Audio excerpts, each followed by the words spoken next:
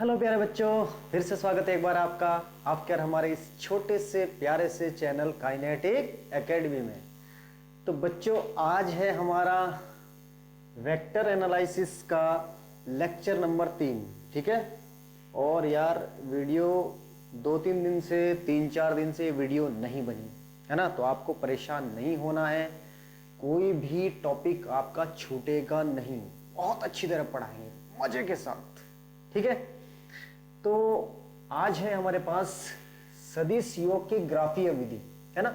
इससे पहले हमने वेक्टर एडिशन को पढ़ा, टाइप्स ऑफ वेक्टर पढ़े, सदिश कितने प्रकार के होते हैं, है ना। ठीक, तो उन्हें आपने बहुत अच्छी तरह समझ लिया था। चलो, अभी तक जो हमने थोड़ा सा पढ़ा है, एक बार जरा थोड़ी उस पर और नजर डाल लेते हैं, क्या क्या हमने पढ़ा है, तो दिमाग में थोड़ी यादें ताजा सी हो जाएंगी। ठीक है। आज वैसे जो हम पढ़ेंगे, वैसे पहले पे तो ये देख लो सदिश योग की ग्राफीय विधि। आज जो हम केवल जो है ग्राफीय विधि मतलब ज्योमेट्रिकल ज्यामिति विधि द्वारा हम क्या सीखेंगे। ठीक है, इनको जोड़ना। सदिश योग का त्रिभुज नियम होगा, सदिश योग का समांतर चतुर्भुज का नियम होगा, सदिश योग का यानी कि वेक्टर एडिशन जो है ट्रायंगल लॉ से कैसे करते हैं हम, पैरेललोग्राम से और पॉलीगन लॉ से कैसे करते हैं। ठीक है। वेक्टर एडिशन बहुत मजेदार टॉपिक है। आज किसी फार्मूले का झंझट नहीं है इसमें। आज केवल क्या है, केवल और केवल ज्यामिति विधि रहेगी। ठीक है ना, ग्राफिकल मेथड रहेगा केवल। तो उससे पहले अभी जब हमने देखते हैं कि अभी तक हमने पढ़ा क्या क्या है। ठीक, पढ़ा हमने है अदिश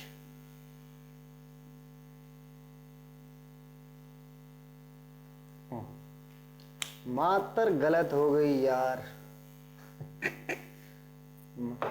अदिश योग। ठीक है, क्या है,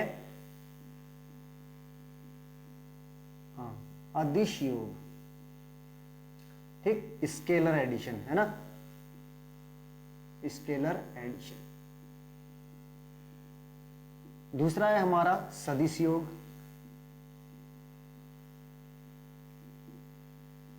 वेक्टर एडिशन।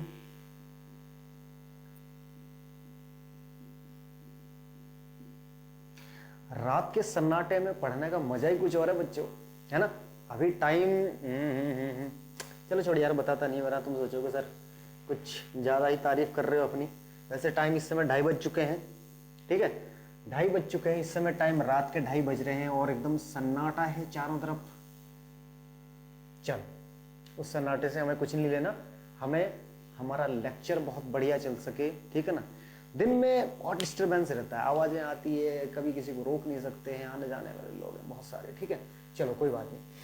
तो अदिश योग में हमने क्या पढ़ा था बच्चों, मान लिया हम मार्केट में जाते हैं और दुकानदार भाई साहब से बोलते हैं कि भाई साहब हमें जो है कितने, हमें दे दो 6 किलो फल। हमने पहले लिए 6 केजी फल, चलो पहले 8 केजी ले लिया, 6 केजी को छोड़, पहले 8 केजी फल ले लिए। हमने कहा इससे बातें बनी यार, कुछ हल्का रह जाएगा मामला, मेहमान बहुत आए घर में। ठीक है, चलो कोई बात नहीं, 6 किलो हमने और ले लिए, 6 केजी पर। ठीक, अब हमारे पास टोटल कितना हो गया, 8 और 6 14 केजी हो गया। इसके लिए हमें यह जरूरत नहीं है कि हमें 8 किलो की पन्नी ऊपर रखनी है या 6 किलो की पॉलीथीन ऊपर रखनी है, कोई सी भी ऊपर रखो 14 किलो आना है। ठीक, कोई दिशा की जरूरत नहीं है कि एक को हम पूर्व दिशा में रखेंगे, एक को हम पश्चिम दिशा में रखेंगे तभी हमें घर लाना है, ऐसा भी कुछ नहीं है। ठीक, तो ना इसमें दिशा का झंझट है कुछ भी। तो यहाँ पे जो है दिशा का कोई भी झंझट नहीं है ना, दिशा का कोई यहाँ पे कोई वैल्यू नहीं है। यहां पे हमने क्या किया था, यहां पे हमने किया था, यदि मान लिया, ठीक, मैं स्कूल से घर आता हूं, कितने किलोमीटर चलता हूं, पहले 8 किलोमीटर चलाऊं। ठीक, उसके बाद 6 किलोमीटर में और चला भाई, 6 किलोमीटर में और चला, तो कुल विस्थापन कितना हो जाएगा बच्चों। अगर हम विस्थापन की बात करें तो कुल विस्थापन कितना हो जाएगा, यहां पे 8 और 6 14 हो गया, 14 किलोमीटर विस्थापन हो गया। भाई सीधी रेखा है ना, विस्थापन क्या है कि दो बिंदुओं के बीच की दूरी क्या है, न्यूनतम दूरी, दो बिंदुओं के बीच की न्यूनतम दूरी को क्या कहते हैं, विस्थापन कहते हैं। तो हमारा क्या हो गया, 14 किलोमीटर हो गया। अगर हम मान लिया ऐसे चले, यहां से 8 किलोमीटर आगे चल दिए और फिर यार मेरा मन नहीं कर रहा अभी घर जाने का, वापिस स्कूल चलते हैं, खेलते हैं कुछ। ठीक, वापिस कितना आ गया, 6 किलोमीटर। अब विस्थापन कितना हो जाएगा, अब विस्थापन कितना हो जाएगा इसके लिए, यहां पे कितना था 14 किलोमीटर था, अब विस्थापन कितना हो जाएगा बच्चों, ठीक, इनिशियल पॉइंट माइनस के फाइनल, फाइनल माइनस के इनिशियल, या फाइनल माइनस के इनिशियल। तो अब कितना हो जाएगा, देखो ये है इनिशियल, यहां से शुरू किया था ना, और फाइनल पॉइंट कितना है यहाँ पे, तो यार यहां से 8 में से कितना घटा, देखो पूरा कितना घटा दोगे, 8 में से 6 घटा दोगे, कितना बचेगा भाई, अरे यार यहां से 8 इधर गया, 6 इधर आ गया, तो यानी कि फाइनल पॉइंट और इनिशियल पॉइंट के बीच की डिस्टेंस कितनी है 6, तो ये कट गया ना, तो कितना हो जाएगा 8 किलोमीटर माइनस के 6 किलोमीटर इज इक्वल टू कितना हो गया 2 किलोमीटर, कितना हो गया 2 किलोमीटर। एक बार देख लें जरा, स्क्रीन में आ भी रहा है, कहीं बाहर तो नहीं जा रहा है, आउट ऑफ स्क्रीन तो नहीं हो रहा है, नहीं, ठीक है, बहुत सुंदर है, बहुत खूबसूरत आ रहा है, ठीक है, ये हो गया 2 किलोमीटर हो गया।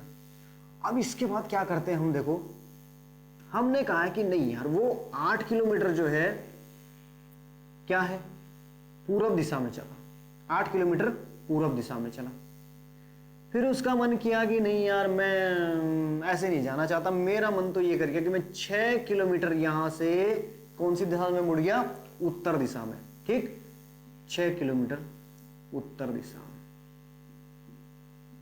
लो भाई 6 किलोमीटर। अब इनके बीच का विस्थापन कितना होगा, विस्थापन कितना होगा बच्चों, यार विस्थापन तुम्हें पता है, दो बिंदुओं के बीच की दूरी कितनी है, न्यूनतम दूरी, ठीक है, तो न्यूनतम दूरी तो यही होगी, यहां से यहां तक की न्यूनतम दूरी कितनी होगी। अब यहाँ पे तुम्हें पता है कि आराम से ये क्या है, पाइथागोरस प्रमेय लगेगी, यहाँ पे समकोण त्रिभुज बना है, ठीक है, तो यानी कि विस्थापन बराबर कितना हो जाएगा 8 का स्क्वायर प्लस के 6 का स्क्वायर, कितना हो जाएगा 8 अट्ठे 64 प्लस के 6 चंग 36 हो गया, कितना आ गया 100 आ गया, ठीक, 100 आ गया, तो यानी कि ये कितना हो जाएगा विस्थापन का, वैसे यहाँ था स्क्वायर आना था, विस्थापन कितना हो जाएगा अंडर रूट के 100 हो जाएगा, तो ये कितना हो जाएगा 10 हो जाएगा, यानी कि ये 10 हो गया हमारा। अब देखो 8 किलोमीटर और 6 किलोमीटर के बीच की दूरी, ठीक, 8 किलोमीटर और 6, यानी कि विस्थापन हमें क्या, वो एक दूरी उसने 8 किलोमीटर चली, एक दूरी उसने 6 किलोमीटर चली है, तो विस्थापन कितना हो गया, विस्थापन 14 किलोमीटर भी हुआ है, विस्थापन 2 किलोमीटर भी हुआ है, विस्थापन कितना 10 किलोमीटर भी हुआ है। कहने का मतलब क्या है कि स्केलर एडिशन में या सदिश योग में जोड़ जैसी कोई चीज नहीं है, सदिश योग में जोड़ जैसी कोई चीज नहीं है, इसकी किसी भी बात पे आप विश्वास नहीं कर सकते, ठीक, इसका मतलब क्या है कि ये 2 से लेकर कम से कम मान कितना आया हमारा 2 आया, अधिक से अधिक कितना आया 14, 2 से लेकर 14 तक के बीच में कोई भी मान आ सकता है इनका योग, 2 से लेकर 14 तक के बीच में कोई भी मान आ सकता है, ये तो बाउंड्री हो गई ना, कम से कम इतना हो गया, अधिक से अधिक इतना हो गया, मतलब 2 से लेकर 14 तक के बीच में इसका मान कुछ भी आ सकता है स्केलर एडिशन में। ये किस पे डिपेंड करता है, इनके बीच के एंगल पे, ये किस पे डिपेंड करता है, पहले हमने बताया था इससे पहले वाले लेक्चर में कि ये किस पे डिपेंड करता है, इन दोनों सदिशों के बीच के कोण पर। देखो यहां पर कितना था बेटा, यहां पे कोण कितना था 0 डिग्री था, यहां पहले इधर को गया फिर इधर गया, यहां कोण कितना हो गया 180 डिग्री हो गया, यहां इनके बीच का कोण कितना है 90 डिग्री है। इसका मतलब कोण के साथ जो है स्केलर एडिशन की वैल्यू चेंज हो रही है, ठीक है, कोण के साथ सदिश योग का मान परिवर्तित हो रहा है। इतनी बात हम आप पहले लेक्चर में समझ चुके थे, ठीक है। चलो आगे चलते हैं, आगे चलते हैं सदिश योग का त्रिभुज नियम, ठीक है, सदिश योग का त्रिभुज नियम। चलो सदिश योग का त्रिभुज नियम, तो सबसे पहला है हमारा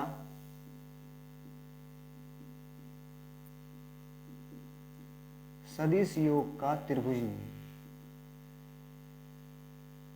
त्रिभुज नियम, ठीक, यानी कि सदिश योग का vector addition, triangle law of vector addition, triangle law of vector addition, ठीक है, triangle law of vector addition. Triangle law में क्या है बेटा, अभी मान लिया हमारे पास ये एक वेक्टर है ए, एक वेक्टर है, एक वेक्टर हमारे पास क्या है, यहां पे बी है, ये क्या हमारे पास बी वेक्टर, ठीक है।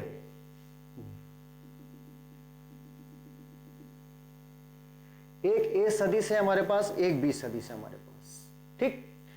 अब हमें क्या करना है, इनको ऐड करना है, ठीक। तो ट्रायंगल लॉ ये कहता है कि हमें इसको किस प्रकार से इसमें जोड़ना है, इसकी पूंछ और इसका सिर, इसकी पूंछ और इसका सिर ये मिला होना चाहिए, इसकी पूंछ और इसका सिर, यानी कि एक वेक्टर की पूंछ दूसरे वेक्टर का सिर। ऐसे नहीं होना चाहिए कि आप इसको जो है इस तरीके से कनेक्ट कर देंगे कि बिल्कुल यहीं रख दें, नहीं, गलत हो जाएगा ये। क्या हो जाएगा, ये गलत हो जाएगा। आई बात समझ में? तो इसको अब इसका एक नियम भी है, इसका नियम लिखो बेटा सबसे पहले, चलो इसका नियम लिखवा देते हैं। यदि दो सदिश परिमाण एवं दिशा में त्रिभुज की दो भुजाओं को, यदि दो सदिश परिमाण एवं दिशा में त्रिभुज की, यदि दो सदिश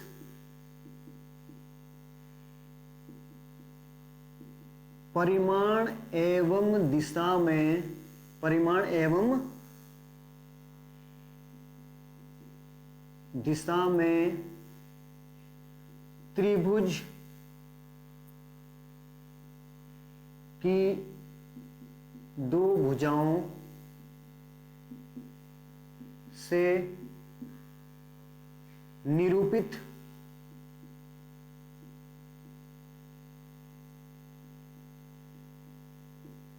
किए जा सकें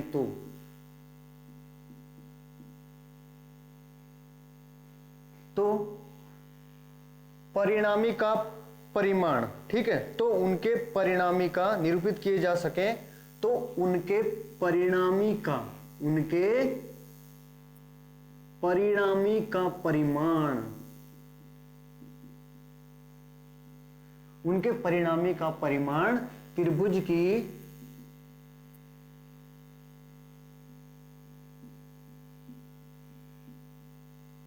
तीसरी भुजा,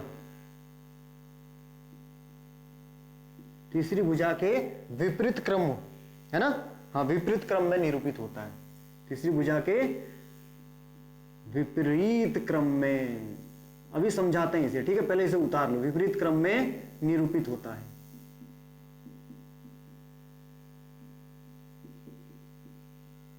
ये इंपॉर्टेंट था यार, इसलिए लिखवाया है ना, वरना तो मैं ऐसे ही बता देता। ये इंपॉर्टेंट था इसलिए बताया, वरना तो मैं ऐसे ही लिखवा देता। ध्यान रखना इसमें हेड से टेल को मिलाना है। एक बार देखते हैं यार कहीं बाहर तो नहीं हो रहा है, नहीं, ठीक है, बिल्कुल ठीक। यदि दो सदिश परिमाण एवं दिशा में त्रिभुज की दो भुजाओं से निरूपित किए जा सके, दो भुजाओं से निरूपित किए जा सके, ठीक, तो परिणामी का परिमाण, यानी कि क्या है, परिमाण और दिशा में त्रिभुज की दो भुजाएं, परिमाण और दिशा। देखो परिमाण क्या होगा बेटा, यदि हम ए सदिश का परिमाण दिखाएं, यदि हम ए सदिश का परिमाण ज्ञात करें तो इसकी जो लंबाई होगी वो क्या होगा, इसका परिमाण होगा। इसकी जो लंबाई होगी बी सदिश की वो इसका परिमाण होगा, ठीक है। यानी कि ए सदिश की लंबाई, वेक्टर ए की लंबाई बराबर वेक्टर ए का, या खाली ए लिख देते हैं, वेक्टर ए का परिमाण, ठीक है। ऐसे ही वेक्टर बी हो गया, वेक्टर बी कह लो, सदिश बी कह लो, कोई बात नहीं, कि लंबाई बराबर वही सदिश बी का परिमाण, ठीक है। इनकी जो लंबाई है वही इनका परिमाण है। कहीं तुम सोचोगे सर इनकी, इसका क्या होगा, ये ऐसे क्या होगा, वैसे क्या होगा, ठीक है। अब बात आती है दिशा की। चलो पहले एक काम करते हैं, पहले इसको जोड़ तो लें, पहले इसको जोड़ तो लें। जो हमने ये लिखा है सदिश योग का त्रिभुज नियम, तो सदिश योग का त्रिभुज नियम है क्या, आपको इसमें इतना ध्यान रखना है बेटा कि इसको जो यहाँ पे इस तरीके से ऐड मत कर देना। कहने का मतलब क्या है कि यदि ये ए सदिश है, ए सदिश है, इसका क्या है, ये एरो इधर को है ना, और ये बी सदिश था, तो बी सदिश आप ऐसे मत कर देना कि पैरेलल शिफ्टिंग होती है, समांतर क्या होता है, स्थानांतरण का नियम होता है, लेकिन आपको पैरेलल शिफ्टिंग आप यहां से यहां भी कर सकते हैं, लेकिन आपको इस तरह नहीं करना है। ये कहीं आप वेक्टर भी यहां पे कर दो तो ये आपका बिल्कुल क्या हो जाएगा, गलत हो जाएगा। इस तरह नहीं करना है। इसमें पूंछ से पूंछ नहीं मिलेगी, इसमें पूंछ से पूंछ नहीं मिलेगी, इसमें पूंछ से सिर मिलेगा। मैंने पहले कहा है क्या मिलेगा, पूंछ से लिखा मैंने कहीं, अच्छा आपको बता दिया था मैंने, ठीक। नोट कर लेना, यहां पे नोट क्या करना है, क्या, हेड प्लस टेल, बस इतना ध्यान रखना, हेड प्लस टेल, यानी कि एक का हेड और दूसरे की टेल, एक का हेड और दूसरे की टेल, ठीक है। तो यानी कि ये कैसे बनेगा, अब ये देखो, ये इस तरीके से बनेगा, ए हो गया वेक्टर ए। अब ये कहां बनेगा, ये इस तरीके बनेगा, यहां ऐसे बनेगा, ये कैसे बनेगा, ऐसे, यानी कि बी कहां बनेगा, यहां पे बनेगा। अब इनके बात आती है, किसकी बात आएगी, परिणामी की बात आएगी, रिजल्टेंट की बात आएगी। तो रिजल्टेंट में अब ये ध्यान रखना कि देखो कहीं तुम सोचो ये यहां से ऐसे गया, ये यहां फिर आगे गया, फिर यहां ऐसे आ जाएगा, नहीं नहीं नहीं नहीं, ठीक, ये यहां से ऐसे नहीं आएगा, यहां विपरीत क्रम होगा बेटा, ये इस तरीके से, जो इसका रिजल्टेंट होगा वो विपरीत क्रम में जाएगा। रिजल्टेंट यानी कि आर बराबर के ए प्लस बी, अब दोनों को, ये तो जुड़ गए ना दोनों, तो यहां तो इनका योग ही तो आएगा, यहां क्या आएगा, इनका योग आएगा, ठीक है। तो जो परिणामी होगा, परिणामी क्या, देखो यहां से इस क्रम में गया, या यहां से इस क्रम में गया, फिर यहां इस क्रम में गया, यहां तक तो इस क्रम में आया, लेकिन अब यहां से ऐसे मत सोचना कि यहां से इस क्रम में आए, यहां इसके वापस जो है हम इस क्रम में लाएं, इस क्रम में नहीं, ये गलत हो जाएगा। हमें क्या करना है, वापस किस क्रम में लाना है, इसे रिजल्टेंट को इस क्रम में जोड़ना है। इतनी बात यहां पे ध्यान रखना, ठीक है। उतार लो जल्दी से, जल्दी से उतार लो बच्चों, चलो।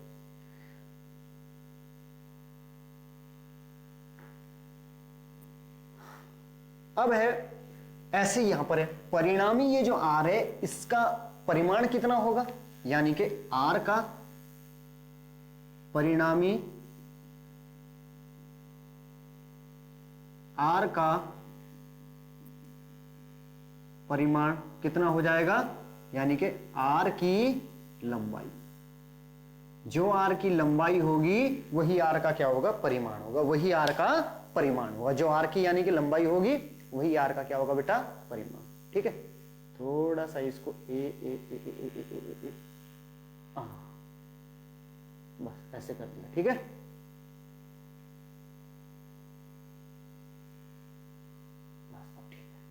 चलो उतार लिया आपने, आगे बढ़े, चलो वेरी गुड। अब आते हैं, चलो इसी में थोड़ा आ जाएगा शायद नीचे, देखें जरा, नहीं आए, चलो ठीक है, क्योंकि वो तुम्हें थोड़ा फिर दिक्कत हो जाएगी। अगर अब हम ये कहें कि आर की दिशा क्या रहेगी, क्या रहेगी, आर की दिशा, ये बनने वाला जो हमारा कोण है, कौन सा, ए के साथ जो कोण बनेगा, ए के साथ जो कोण बनेगा वो कोण क्या होगा, हमारा अल्फा होगा, वो कोण क्या होगा, हमारा अल्फा होगा। तो परिणामी आर की दिशा, परिणामी आर की दिशा क्या होगी, अल्फा। परिणामी आर की दिशा क्या हो जाएगी बेटा, अल्फा का मान ए के साथ, क्या, अल्फा का मान, मैंने कहा ना अल्फा का मान किसके साथ, वेक्टर ए के साथ, तो यहां भी लिख दो चाहे, अल्फा का मान वेक्टर ए के साथ, ये परिणामी की दिशा होगी। यानी कि जो इस अल्फा, इस कोण का जो मान होगा वो क्या होगी, परिणामी की दिशा होगी। परिणामी क्या है, वेक्टर आर, इस परिणामी की दिशा क्या होगी, जो अल्फा जो कोण बन रहा है किसके साथ बन रहा है, ए के साथ जो मान है होगा अल्फा कोण का, ठीक है, यानी कि इस कोण का मान जो ए के साथ बन रहा है, ठीक है, ये अल्फा कोण, ये क्या होगी, परिणामी की दिशा होगी। तो आपको यहां पे क्या पता चल गया, यहां पे सदिश का परिमाण भी पता चल गया, दिशा भी पता चल गई, दो ही इसमें चीजें आई थी, परिमाण आई थी और दिशा आई थी, इससे तीसरी चीज कोई नहीं है। नहीं, परिणामी क्या था, दो सदिश हमारे पास, एक सदिश ये है, दूसरा सदिश ये है, परिणामी आपको पता चल गया कि परिणामी हमें विपरीत क्रम में लेना है, और इसकी दिशा, इसका परिणामी का परिमाण कितना होगा, इसकी लंबाई, वो तो आपको पता ही है, क्योंकि जब हमने वेक्टर ए की हमें क्या बताया, परिमाण बताया, तो इसका परिमाण क्या होगी, इसकी लेंथ होगी, ऐसी इसकी लेंथ होगी, ऐसी इसकी लेंथ होगी, ठीक। और दिशा क्या हो जाएगी, ये जो अल्फा जो एंगल है, जितना एंगल होगा, ठीक है, वो उसकी दिशा होगी, जितना इस कोण का मान होगा वो इस परिणामी की दिशा होगी। चलो ठीक है, नेक्स्ट जल्दी जल्दी से, मिटाए। थोड़ी सी एक नई बात और बताते हैं, यहां पे एक नई बात और बताते हैं। यदि हमारे पास भुजा यहां पे 3 और 4 के रेशो में, मोस्टली ऐसे ट्रिग्नोमेट्री में ऐसे क्वेश्चन बहुत सारे आते थे हमारे पास, है ना। यहाँ पे 3 मीटर ये भुजा आ गई, यहाँ पे ये 4 मीटर भुजा आ गई, है ना। और ये बहुत इजीली हमारा कितना निकल जाता था, ये मान 5 निकल जाता था। अरे 3 का स्क्वायर 9, 4 का स्क्वायर 16, 16 और 9 25 हो गया। 25 का वर्गमूल कितना आ जाएगा, 5 आ जाएगा, नहीं आ जाएगा। यदि यहाँ पे कोण पूछे जाएं तो बेटा ये बहुत ही अच्छी बात है याद रखने के लिए कि यदि यहाँ पे कोण पूछा जाए तो ध्यान रखना कि इसके, ये कोण तो तुम्हें पता ही है 90 डिग्री का है, ये तो तुम्हें पता ही है। बाकी इन दोनों कोण की बात हो रही है। बड़े कोण के यानी कि बड़ी भुजा के सामने का कोण बड़ा होता है, ये तो पता ही है। तो ये वाला कोण हो जाएगा 53 डिग्री का और ये कितना हो जाएगा 37 डिग्री का। ध्यान रखना 53 और 37 का अनुपात रहता है, 53 और 37 का मान रहता है इनका। बड़े कोण के सामने बस 4 मीटर के सामने की जो भुजा होगी उसके सामने का 53 होगा, 3 मीटर के सामने की बाकी बचा हुआ यानी कि 53, 90 में से 53 घटा दो 37 ही तो आएगा। ठीक है, तो ये छोटी छोटी चीजें ध्यान रखना बच्चों। ठीक, तो आर का परिणामी क्या बताया, तीसरी भुजा की लंबाई, है ना। आर का परिणामी तीसरी भुजा की लंबाई लिख लो यार, फिर भी एक बार कहीं तुम कहोगे सर आर का परिमाण, आर का परिमाण क्या, यानी कि तीसरी भुजा की लंबाई। तीसरी भुजा ये वाली, ठीक है, जो यहां पे बात की हमने, तीसरी भुजा ये वाली तीसरी भुजा के विपरीत क्रम में निरूपित होता है। अब इसका मान, अब इसको समझ गए, यदि दो सदिश परिमाण एवं दिशा में त्रिभुज की दो भुजाओं से निरूपित, ठीक है, यानी कि परिमाण और दिशा में दो भुजाओं से निरूपित, ये वाली भुजा और इस वाली भुजा से, ठीक, दो भुजाओं से निरूपित किए, दो सदिश दो भुजाओं से निरूपित किए ना हमने, दिशा के साथ और उसके साथ, ठीक किए जा सके, तो परिणामी का परिमाण यानी कि इस परिणामी का परिमाण कितना होगा, तीसरी भुजा के विपरीत क्रम में निरूपित होता है। यानी कि देखो विपरीत क्रम में निरूपित हुआ ना ये, ठीक है, तो तीसरी भुजा की लंबाई, तीसरी भुजा की लंबाई, मैं सोचता हूं कि अब इसमें समझने के लिए कुछ नहीं रह गया, शायद अब समझने के लिए कुछ नहीं रह गया। दिशा का आपको मैंने बता दिया था कि जो अल्फा कोण है ए के साथ। चलो इतनी बात समझ में आ गई बच्चों, वेरी गुड, समझ में आ जानी चाहिए यार अब तो। अब बात करते हैं किसकी बात, सदिश योग का समांतर चतुर्भुज नियम, ये तो समझ गए, ठीक। नंबर 2 पे आते हैं, सदिश योग का समांतर चतुर्भुज नियम, सदिश योग का समांतर चतुर्भुज नियम,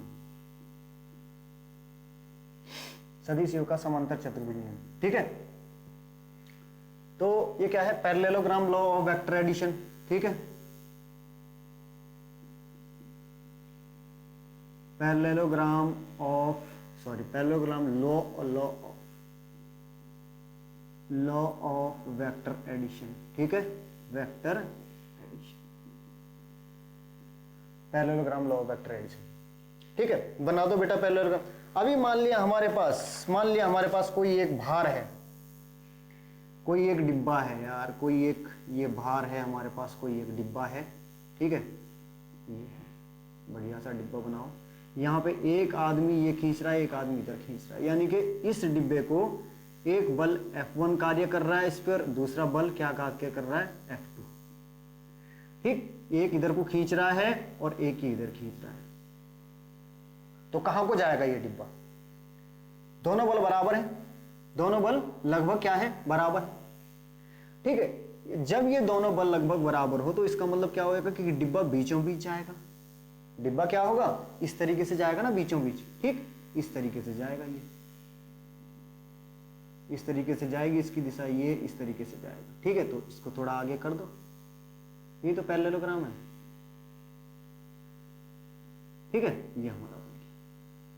अगर ये दोनों बल बराबर है, अगर ये दोनों बल क्या है, बराबर है, देखो खिचपिच हो गया, खिचपिच, थोड़ा ठीक अच्छा ढंग से बनना चाहिए ना, सर ऐसा क्या बना रहे हो, ठीक है। यानी कि इसकी दिशा कहां हो जाएगी, ये इसकी दिशा ऐसी हो जाएगी, ये हो जाएगी दिशा, ठीक है। तो हमने इसको क्या कर दिया, थोड़ा आगे मिला दिया, इस तरीके से इसके साथ मिला दिया हमने, ये है दिशा, ध्यान रखना, ठीक है, ये दिशा है इसकी। अगर ये दोनों बल बराबर हो तो परिणामी कहां बीचों बीच जाएगा, ये तो तुम्हें पता है। अगर ये दोनों बल बराबर हो और जो यदि ज्यादा बल, ये अगर बल ज्यादा हुआ तो इसकी ओर झुकेगा थोड़ा, ये ज्यादा बल हो तो ये इसकी ओर झुक जाएगा थोड़ा। जो परिणामी है वो किसकी ओर झुक जाएगा, वो इसकी ओर झुक जाएगा। यानी कि परिणामी ये क्या है, F बराबर क्या हो जाएगा, F1 प्लस F2। ठीक है, ये इसका परिणामी है। ये परिणामी और परिणाम में कंफ्यूज मत हो जाना। परिणामी क्या है, रिजल्टेंट, ये जो बीचों बीच जा रहा है, ठीक है, ये परिणामी है। परिमाण का मतलब क्या है, मैग्नीट्यूड का मतलब क्या है, न्यूमेरिक वैल्यू। न्यूमेरिक वैल्यू यानी कि इसकी लेंथ कितनी है वो बात कर रहे हैं। ठीक है, वो क्या कर रहे हैं, वो बात कर रहे हैं। ठीक है, ये बात है यहां पे। ठीक, अब यदि हमारे पास यहां पे कोई वेक्टर, ये वेक्टर ए है, वेक्टर ए है, ठीक, एक वेक्टर क्या है हमारे पास, वेक्टर बी है। पैरेललोग्राम में कैसे जोड़ेंगे इसे, ये वेक्टर बी है। अब यहां पे जैसा मैंने पहले बताया था ट्रायंगल लॉ ऑफ एडिशन में कि हाँ भाई ऐसे नहीं जोड़ना है, यहां पे वैसे जोड़ना है, यहां पे वैसे जोड़ना है। हमने वहां क्या कहा था कि आपको टेल से टेल नहीं जोड़नी है, टेल और हेड जोड़ना है, लेकिन यहां टेल से टेल जोड़नी है, यहां टेल से टेल जोड़नी है। Tail to tail, tail to tail, tail से टेल मिला, ठीक है ना, यानी कि टेल से टेल मिलानी है। आई बात समझ में, चलो मिला दो जी टेल से टेल। ये लो ए और ये लो बी, ये लो टेल से टेल मिला दी, मिला दी टेल से टेल। चलो अब आगे पैरेललोग्राम, भाई पैरेललोग्राम भी तो बनाना है, पैरेललोग्राम भी तो बनाना है। इस तरीके से बनेगा आगे पैरेललोग्राम। ये देखो, हाँ ए चिची गंदा सा बन गया यार, साफ सही ढंग से बनना चाहिए। ये अब बन गया ये, ठीक है। तो अब ये देख, एक बात और ध्यान रखना, एक बात और ध्यान रखना इसमें। अब इतना पता चल गया कि चलो टेल से टेल मिलानी है, ये तो पता चल गया। इसका जो विकर्ण होगा, इसका जो विकर्ण होगा, तुम सोचोगे सर विकर्ण यहां से यहां लेना है या यहां से यहां लेना है या यहां से यहां लेना है, दिशा कहां से कहां जाएगी। इसके विकर्ण की दिशा यानी कि जो जहां पे इन्हें दोनों की पूंछ मिली है, जहां पे इन्हें दोनों वेक्टरों की पूंछ मिली है, वहां से परिणामी स्टार्ट होगा आगे की तरफ, वहां से परिणामी इस तरीके से जाएगा, ये इस तरीके से। यार सारा इंप्रेशन खराब कर दिया वही, ये ठीक है, किस तरीके से जाएगा परिणामी, और ये आगे की तरफ जाएगा, इसकी दिशा इधर की तरफ, ये एरो इधर की तरफ है। ठीक है, यहां से स्टार्ट होगा, ध्यान रखना इसका, ठीक है, यहां पे इसका ध्यान रखना, यानी कि ये है परिणाम, ये है इसका परिणाम। ठीक है, तो ध्यान रहेगा बच्चों किस तरीके से बनाना है हमें वेक्टर। ये पूंछ से पूंछ मिलानी है, पूंछ से पूंछ मिलानी है, टेल टू टेल मिलानी है, और जो हमारा क्या होगा, ये परिणामी होगा। परिणामी कहां से होकर जाना चाहिए, इन दोनों पूंछों का जहां मिलने का जो जगह है, जहां पे तुम लोगों के मिलने की जगह होती है। सर हम तो मिलते नहीं, कभी भी मिलने नहीं जाते, हम टाइम बर्बाद नहीं करते। चलो बहुत अच्छी बात है, टाइम बर्बाद नहीं करते, लेकिन जहां पे ये मिलन केंद्र है इनका, जहां पे ये मिले आपस में, वहां से परिणामी जाएगा आगे। ठीक है, वहां से परिणामी आगे जाएगा। तो इसका भी यार एक नियम है, जरा वो नियम भी आपस में, वो भी तुम लिख लो जरा। चलो पूंछ से पूंछ मिलानी होगी, ठीक है, ठीक है, ओके ओके ओके। आर का परिणामी विकर्ण के लंबाई, ठीक है। तो यहां पे क्या हो जाएगा, आर का परिणामी क्या होगा, यानी कि रिजल्टेंट का आर का परिणामी क्या होगा, विकर्ण की लंबाई हो जाएगी। क्या हो जाएगी, विकर्ण की लंबाई। अब तो तुम समझ गए होंगे यार, वहां पे भी तो हमने ऐसे किया था ट्रायंगल लॉ में। ठीक, परिणामी की लंबाई क्या होती, वही उसका क्या था, जो उसकी लंबाई थी वही तो था। ठीक है, परिणामी की लंबाई का मतलब जो आर की लंबाई थी, परिणामी की लंबाई। ठीक है, चलो अब बात करते हैं पूंछ से पूंछ मिलाना होगा। ठीक है, बिल्कुल सही बात है। चलो अब ये नियम लिखते हैं, यदि समांतर चतुर्भुज की दो आसन्न भुजाओं द्वारा, ओहो कहां लिखें भाई, इसे तो यार मिटाना पड़ेगा, फिर मिटा दें इसे। इतना लिख लिया तुमने, इतना लिख लिया, चलो बहुत अच्छी बात है। अब हम इधर का पोर्शन ये थोड़ा मिटा देते हैं। ठीक है, ये थोड़ा पोर्शन मिटा देते हैं, ये भी मिटा देते हैं और ये भी मिटा देते हैं। क्या नियम लिखेंगे तो उसके बगल में लिखेंगे तो ही तो समझ में आएगा। पता लग रहा है इन सबको मिटा दिया, फिर समझाएंगे क्या तुम्हें, चित्र फिर से बनाना पड़ेगा। ठीक है, यदि समांतर चतुर्भुज की दो आसन भुजाओं द्वारा, यदि समांतर चतुर्भुज की दो आसन यानी कि एडजेसेंट दो आसन भुजाओं द्वारा, दो आसन भुजाओं द्वारा, ठीक, दो सदिशों के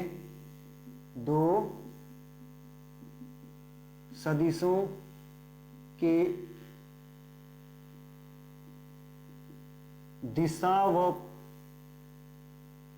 व परिमाण को, ऐसे ही है, दिशा व परिमाण को निरूपित किया जाता है तो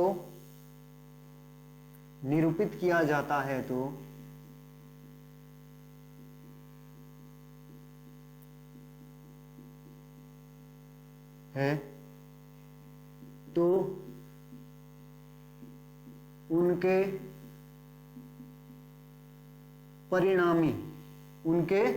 परिमाणी नहीं यार, परिणामी आएगा, उनके परिणामी का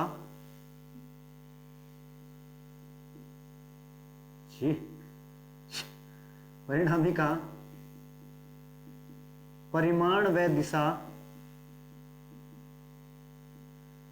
दिशा क्या हो जाएगी, इसका विकर्ण का, ठीक है। तो उनके परिणामी सदिश का दिशा व परिमाण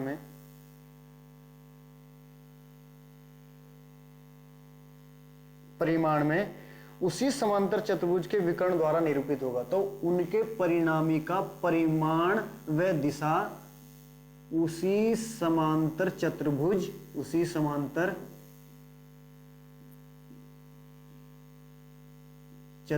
के विकर्ण द्वारा क्या हो जाएगा, निरूपित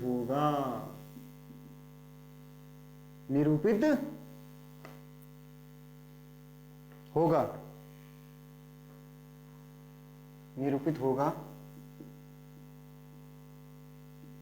जो कि उन दोनों सदिशों के प्रतिच्छेदन बिंदु से होकर गुजरता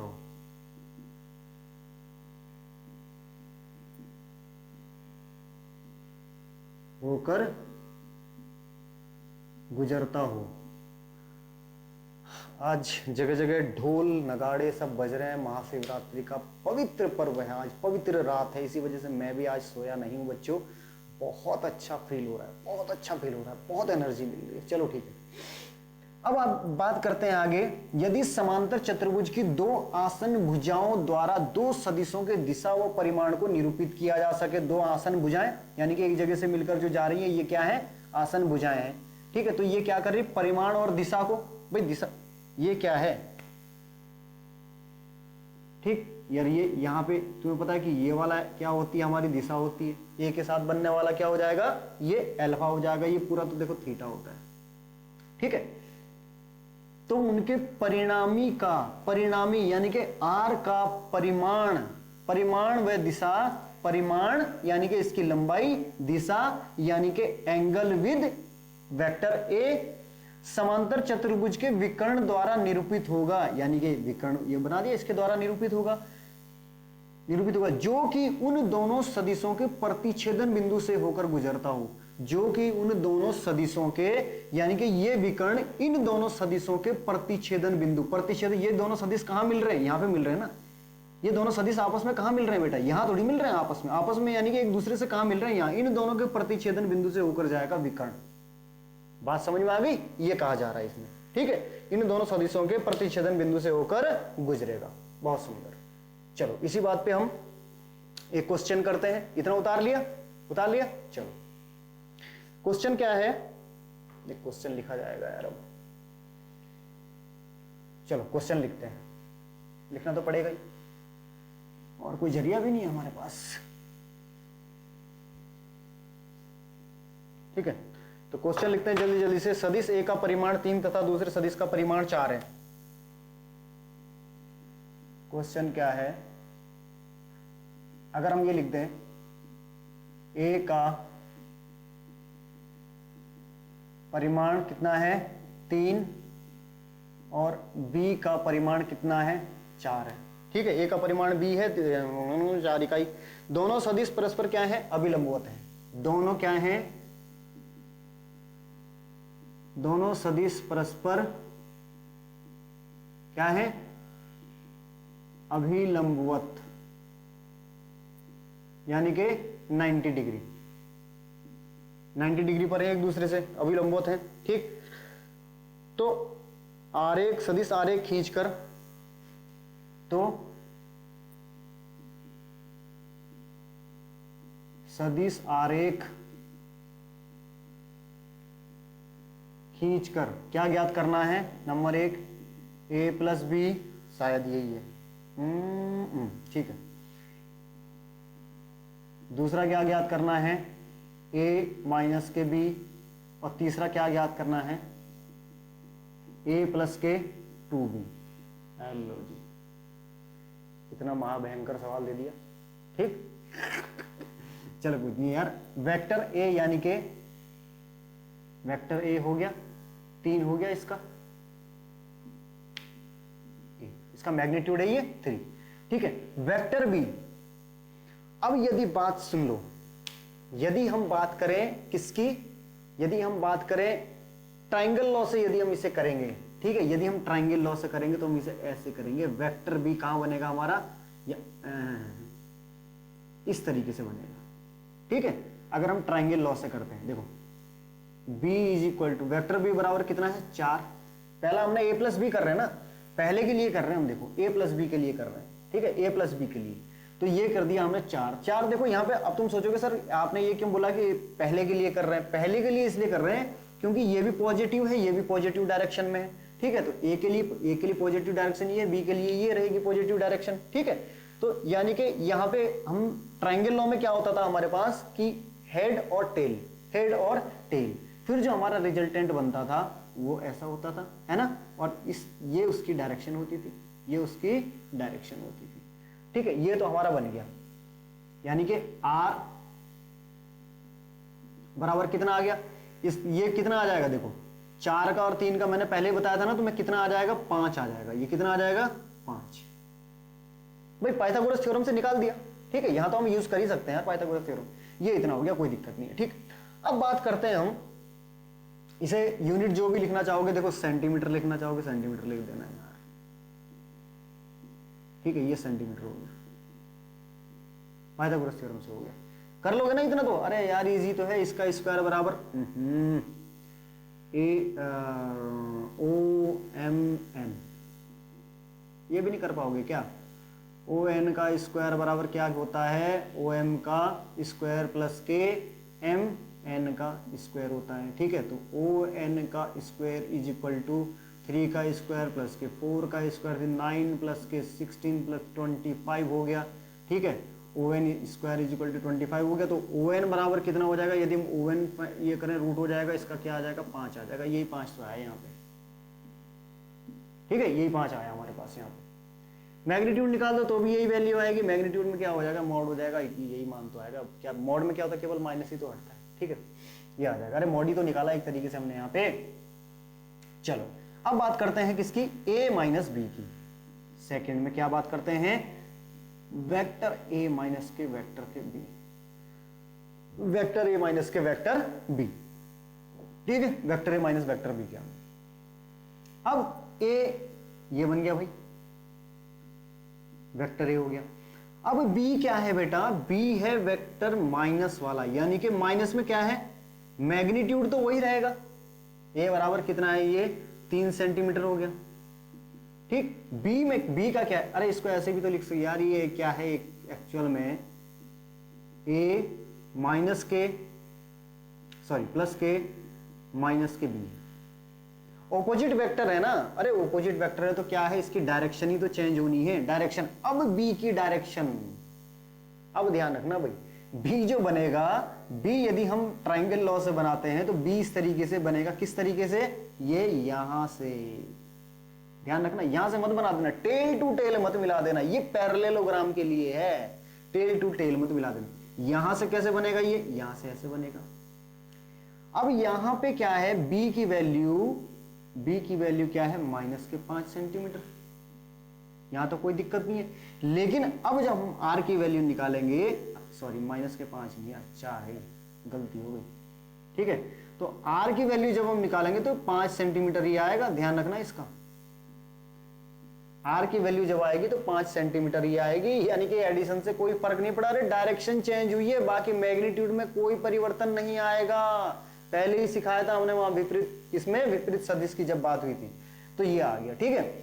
अब इसकी बात करते हैं, थर्ड वाले क्वेश्चन की बात करो। देखो देखो स्क्रीन के ऊपर आ भी रहा है, नहीं आ रहा, हाँ स्क्रीन के ऊपर आ रहा है, ठीक है। थर्ड वाले क्वेश्चन की बात करते हैं। देखो वेक्टर ये तो ये क्या है, a प्लस के 2b। अब यार देखो a तो वैसे के वैसे ही है, a की बात करें हम तो a बराबर कितना है, 3 है, यानी कि 3 सेंटीमीटर तो ऐसे के ऐसे ही है। 2b का मतलब क्या है कि 4 दूने 8 हो जाएगा, ये है ना, ये क्या हो जाएगा, 2 4 जा 8 हो जाएगा, तो यानी कि ये हो जाएगा थोड़ा लंबा हो जाएगा इस तरीके से, 8 सेंटीमीटर। क्या हो जाएगा 8 सेंटीमीटर, 2b बराबर के 8 सेंटीमीटर, ठीक है, 2b बराबर 8 सेंटीमीटर। अब देखो यहां से वही हेड टू टेल, ध्यान रखना इसका। अब ये हमने यहां से ये मिला दिया, अब इसका क्या आ जाएगा, 3 3 9 8 8 64, 64 और 9 कितने हो गए, 64 और 9 73, यानी कि 8 8.5 के समथिंग आएगा, ठीक है। हम कर देते हैं इसे लगभग 8.5 सेंटीमीटर, क्योंकि अब इतने ज्यादा कैलकुलेशन में नहीं जाना चाहते यार। आर इज इक्वल टू कितना आ गया, परिणामी कितना आ गया इसका, 8.5 सेंटीमीटर आ गया, बस ठीक है, इनके मान आ गए। हमें करना ही क्या था, परिमाण का 2 सदिश परिबल आरेख ही तो खींचने थे हमें, आरेख कैसे बनेंगे, ठीक है ना। हमें इसके मान से ज्यादा मतलब नहीं है, हमें इसके आरेख खींचने थे, यानी कि आपको ये खींचने आ रहे हैं या नहीं आ रहे हैं, कहने का मतलब ये है। बात समझ में आ गई, चलो अब आगे चलते हैं, भाई, कितना आगे चलते हैं, चलो आगे चलो। एक आदमी 3 सेंटीमीटर पूरब की ओर चलता है, ताना ना ना ना ना। सर आप तो म्यूजिक के साथ चल रहे हो, चलना पड़ता है बच्चों, क्या करें, लंबा रास्ता है ना, थकान हो जाती है रास्ते में, तो गाना बजाना खुद कर लेते हैं। ओहो जल्दी जल्दी से भाई, मेरा प्रोग्राम भी छूट ना जाए, आज प्रोग्राम भी है मेरा, प्रोग्राम मतलब मैं कोई प्रोग्राम नहीं कर रहा हूँ, लेकिन हाँ मेरे गुरुजी का है ना, तो उनका अभी ब्रह्म मुहूर्त में प्रोग्राम है महाशिवरात्रि का, तो आज मुझे पूरी रात जागना है, ठीक, आज मुझे पूरी रात जागना है।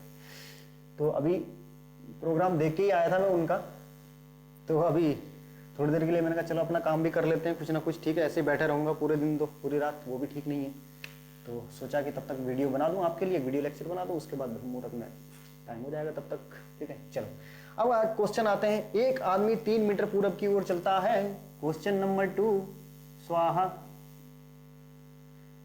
एक आदमी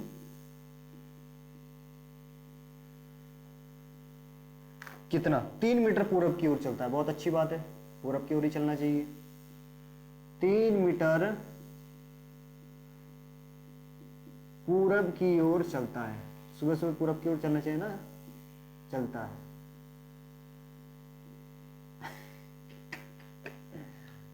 चलो मजाक की बात है ना। फिर वह 90 डिग्री को मुड़कर उत्तर दिशा में, फिर वह 90 डिग्री मुड़कर किसमें, उत्तर दिशा में, उत्तर दिशा में कितना मुड़ता है भाई, कितना मुड़ा, 4 मीटर चलता है, 4 मीटर चलता है, 4 मीटर चलता है, तो उसका विस्थापन, तो उसका विस्थापन ज्ञात करो। शॉर्टेस्ट डिस्टेंस बिटवीन 2 पॉइंट, है ना। विस्थापन ज्ञात करो। कर लो जी, लो कर लो बात। यानी कि कहने का मतलब 3 मीटर पूरब की ओर चलता है, पहले 3 मीटर पूरब की ओर चलता है, स्वाहा 3 मीटर पूरब की ओर चला, ठीक है, 3 मीटर, ये बराबर 3 मीटर चल दिया जी, पूरब की ओर चल दिया, ठीक है, कोई बात नहीं। उसके बाद क्या है, 90 डिग्री मुड़कर उत्तर दिशा में 4, ओहो 90 डिग्री। अब यहां पे ध्यान देने वाली एक बात है, ध्यान देने वाली क्या बात है कि यहां पे ये चला इतना, कितना, पूरब दिशा में, यानी कि 3 चलने के बाद पूरब दिशा में 3 चला, उसके बाद उत्तर दिशा में मुड़ गया कितना, 4 मीटर, 4 मीटर मुड़ गया। विस्थापन ज्ञात करना। यदि तो तुम्हें ट्रायंगल लॉ से इसे करना है, यदि तुम्हें इसे ट्रायंगल लॉ से करना है तो होगा ऐसा कि अब देखो यहां तुम ये कर लोगे, इसका क्या निकाल दोगे, 5 आ जाएगा, उत्तर 5 आ जाएगा, ठीक। या यदि तुम इसे पैरेललोग्राम लॉ से, अब तुम बोलोगे कि सर आपने एक सवाल करवा तो दिया पहले ट्रायंगल लॉ से, अब इसे जो है पैरेललोग्राम से करवा दो। ट्रायंगल लॉ से तो फिर भी मैंने बता दिया तुम्हें क्या करेगा, अब जो है अब विकर्ण कैसे बन जाएगा, विकर्ण यहां से इस दिशा में बन जाएगा, और इन दोनों का हम पाइथागोरस, देखो 90 डिग्री हमें पहले दिया हुआ है, यहाँ पे दोनों का मान क्या निकाल देंगे, 5 आ जाएगा, दोनों का 5 आ जाएगा उत्तर। लेकिन यदि हम इसे पैरेललोग्राम से करते हैं तो अब तुम सोचोगे कि सर आपने ये बताया था कि पैरेललोग्राम में टेल टू टेल, पूंछ से पूंछ मिलनी चाहिए, बिल्कुल मिलनी चाहिए, आप बिल्कुल सही हो अपनी जगह पे। लेकिन हम क्या करेंगे बेटा, पैरेलल शिफ्टिंग अलाउ है ना, समांतर स्थानांतरण क्या है, अलाउ है, समांतर स्थानांतरण। हम इसको क्या कर देंगे, पैरेलल शिफ्ट कर देंगे। पैरेलल शिफ्ट हमने ये कर दिया यहाँ पे, ये लो, अब तो ठीक है, अब तो कोई ऑब्जेक्शन नहीं है, होना भी नहीं चाहिए, अब नहीं है ऑब्जेक्शन। अब क्या कर देंगे, अब जब हमने इसको शिफ्ट कर दिया यहाँ पे, ये लो, जब हमने इसको यहाँ पे शिफ्ट कर दिया, अब बना दो भाई, बना दिया हमने, ये पैरेललोग्राम बना दिया। सबसे पहला काम क्या होता है पैरेललोग्राम में कि भाई उसे पैरेललोग्राम बनाना है हमने, ठीक है। सबसे पहला काम ये तो पैरेललोग्राम तो बनाओगे बेटा, सबसे पहले तो यार पैरेललोग्राम ही तो बनाओगे, तभी तो अप्लाई कर पाओगे जो भी तुम अप्लाई करना चाह रहे हो उससे रिलेटेड, है ना। तो सबसे पहले हमने पैरेललोग्राम बना दिया, पैरेललोग्राम बना दिया। अब इसके लिए क्या बनाएंगे भाई, हम विकर्ण बनाएंगे इसके लिए। कहां से कहां जाएगा विकर्ण, ध्यान देना, जहां दोनों सदिशों के पूंछ का मिलान बिंदु होगा, प्रतिच्छेदन बिंदु होगा दोनों के पूंछ का। तो दोनों सदिशों की पूंछ कौन सी है भाई, एक ये है, एक ये है सदिश, इनकी पूंछ कौन सी है, ये। तो यानी कि वेक्टर कहां से कहां जाएगा, ये परिणामी कहां जाएगा, इधर आएगा परिणाम, परिणामी साहब इधर आएंगे। और परिणामी की दिशा कैसी होगी, बात समझ में आ गई, इस तरीके से परिणामी आगे जाएगा। चलो अब बात करते हैं, हम किसकी बात करते हैं, अगर हमें से यहां से ये भी पूछा जाता कि दिशा, अगर हमसे यहां पे दिशा पूछी है, नहीं पूछी, दिशा नहीं पूछी है, ठीक है, दिशा नहीं पूछी, हम फिर भी हम दिशा बता देंगे, दिशा फिर भी हम बता देंगे, ठीक है। देखो यहां पे ये क्या है, ए के साथ ए सदिश है ना, दिशा हमने पहले क्या बताया था कि ए के साथ बनने वाला कोण जो होगा वो क्या बात करेगा, वो क्या बताएगा, दिशा को बताएगा। ये तो पूरा कोण तो क्या था, थीटा मान लो, पूरा कोण तो 90 डिग्री था।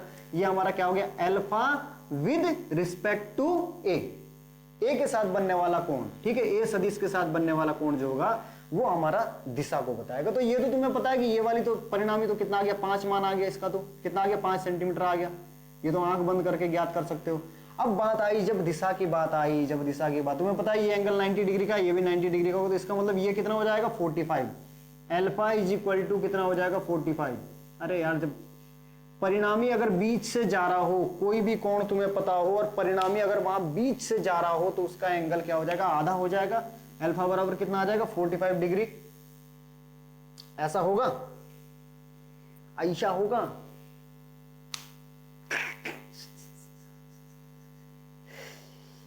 चक्कर खा गए बच्चा, चक्कर खा गया बच्चा, चक्कर खा रहे यार। अभी तुम्हें थोड़ी देर पहले क्या बताया था मैंने कि परिणामी कहते हैं ये 3 मीटर है, ये 4 मीटर है, ठीक है। तो 3 मीटर और 4 मीटर के लिए एक फार्मूला बताया था मैंने, 3 मीटर और 4 मीटर के लिए एक फार्मूला बताया था, नहीं बताया था, 3 मीटर यदि ये रेखा कितनी है, 4 मीटर है, यदि ये रेखा 3 मीटर है तो यानी, और ये कोण 90 डिग्री का है तो ये कोण कितने का होगा, बड़ी भुजा के सामने का, यानी कि ये 53 डिग्री का हो जाएगा और ये 37 डिग्री का हो जाएगा, ये 53 डिग्री का हो जाएगा और ये 37 डिग्री का हो जाएगा। यानी कि ये वाला कोण कितना हो, 4 मीटर के सामने अल्फा बराबर कितना, 53 डिग्री, और ये कितना हो जाएगा 37 डिग्री। ये कितना हो जाएगा 37 डिग्री। अब ध्यान दो जरा, यानी कि ये वाली साइड कौन सी है, ईस्ट हो गया, ये कौन सी हो गई, वेस्ट होगी, ये कौन सी हो गई, नॉर्थ हो गई। तो ये एंगल कौन सा एंगल है भाई, ये वाला एंगल कितना बन रहा है, 53 डिग्री का जो हमारा कितना बन रहा है, एंगल बन रहा है। अब 53, ये कितना एंगल बन रहा है, 37 डिग्री एंगल कितना, पूरब, 37 डिग्री पूरब किसका, उत्तर का। 37 डिग्री कितना पूरब किसका, उत्तर का। 37 डिग्री पूरब किसका, उत्तर का। ठीक है, ध्यान रखना। अरे कोण का मान कितना है यार, यहां से यहां तक ये कोण का मान कितना है, यहां से यहां तक कोण का मान कितना है। देखो हम इसे क्या लिख सकते हैं, अभी सोचने वाली बात यह है, यदि हमें उत्तर 2 दिए गए हैं, यहां से यहां तक तो ये वाला कोण इस तरीके से आया, यहां से यहां तक तो कोण कितना आया, यदि हम लिखें उत्तर, अगर हम उत्तर की बात करें 37 डिग्री को यदि हम लिखेंगे, 37 डिग्री को यदि तुम लिखना चाहो, 37 डिग्री कहां से है, उत्तर, सॉरी 37 डिग्री पूरब किसका, उत्तर का। 37 डिग्री पूरब में जा रहा है ना, कहां से जा रहा है, उत्तर से। 37 डिग्री किस में जा रहा है, पूरब की दिशा में जा रहा है। 37 डिग्री पूरब की दिशा में जा रहा है, कहां से, किसका किसका पूरब है, उत्तर का पूरब। ध्यान देना इस बात के लिए। अगर ऑप्शन में 53 डिग्री दिया गया हो और ये ऑप्शन ना दिया हो, वैसे तो ये राइट है, अगर ये ऑप्शन ना दिया गया हो, ये दिया गया हो 53 डिग्री, तो हम क्या लिखेंगे इसे, अल्फा बराबर कितना, 53 डिग्री होगा, 53 डिग्री उत्तर पूरब का, 53 डिग्री उत्तर किसका, पूरब का। यानी कि 53 डिग्री कहां गया, ये यहां से उत्तर गया, 53 डिग्री उत्तर की तरफ गया, किसका उत्तर, पूरब का, यानी कि पूरब से गया, उत्तर की तरफ गया, और कहां से गया, पूरब से गया। ध्यान देना, ये इस बात का विशेष ध्यान देना। ऑप्शन में यदि ये हो तो इसको टिक करना है, ऑप्शन में यदि ये हो तो इसको टिक करना है। बात समझ में आ गई, चलो बहुत अच्छी तरह। अरे यार 37 डिग्री पूरब, 37 डिग्री कहां की तरफ गया, पूरब की तरफ गया, कहां से गया, उत्तर से। 53 डिग्री किधर गया, इधर की तरफ गया, कहां से गया, इसे। अब दोनों ऑप्शन में से जो भी होंगे उत्तर में उसे टिक कर लेना, ठीक है, दोनों ऑप्शन। मान ये इसका मान तो 5 ही आएगा, परिमाण कितना होगा, तो विस्थापन कितना, हमें बात थी केवल विस्थापन की, तो हमने दिशा भी बता दी साथ साथ। विस्थापन कितना था, 5 सेंटीमीटर।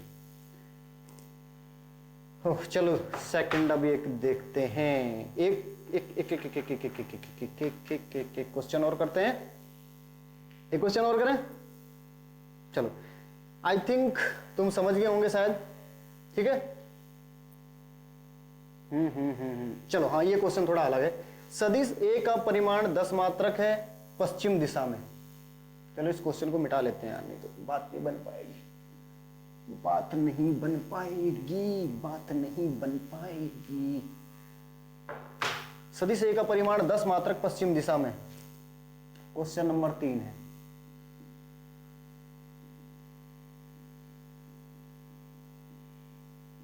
सदिश ए का परिमाण, सदिश ए का परिमाण कितना है, 10 मात्रक पश्चिम दिशा में, 10 मात्रक है पश्चिम दिशा में, वेस्ट में, ठीक है, पश्चिम दिशा में है। और बी का परिमाण भी 10 मात्रक दक्षिण दिशा में, बी का परिमाण भी 10 मात्रक कौन सी दिशा में, दक्षिण दिशा में है ना, दक्षिण दिशा में, दक्षिण में, दिशा में वो एक ही बात है, ठीक है। तो ज्ञात करो, तो ज्ञात करो, क्या ज्ञात करना है भाई, a plus B, A minus B, A plus B, A minus B ज्ञात करना है, पहले भी कर चुके हैं यार ये तो।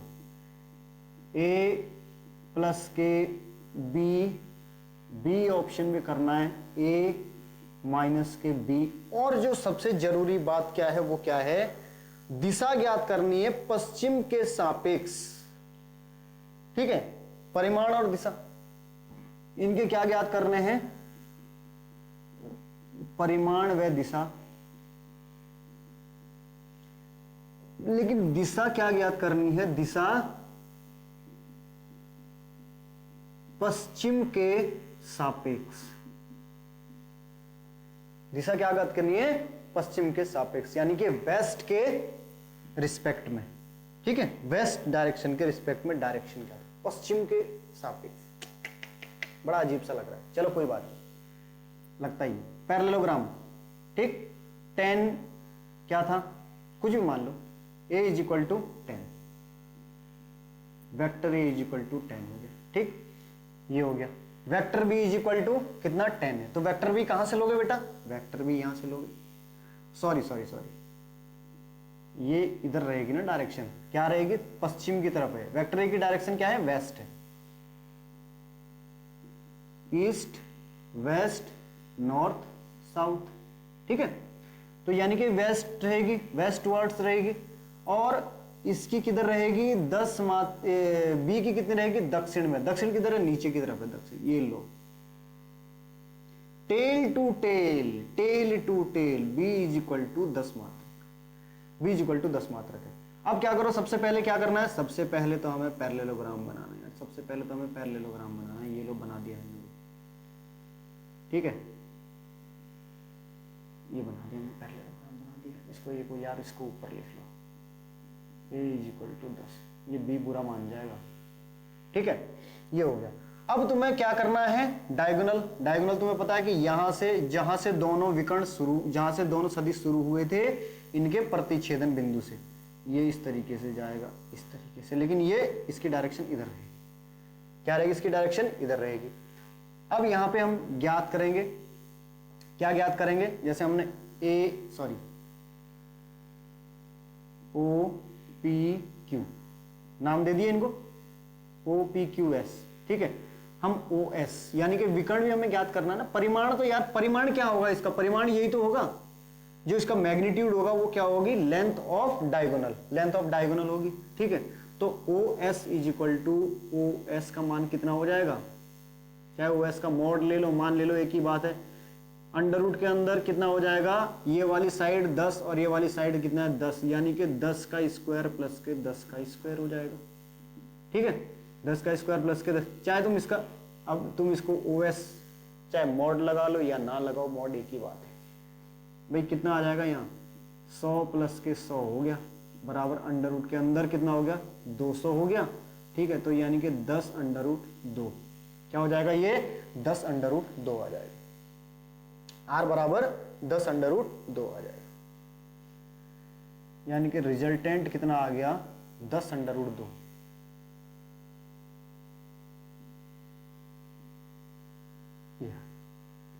ठीक है, इसका मात्रक कितना आ गया? 10 अंडर रूट 2। ये सॉरी, मात्रक नहीं, परिणामी का मान कितना आ गया? 10। मैग्नीट्यूड कितना आ गया? 10 अंडर रूट 2 आ गया।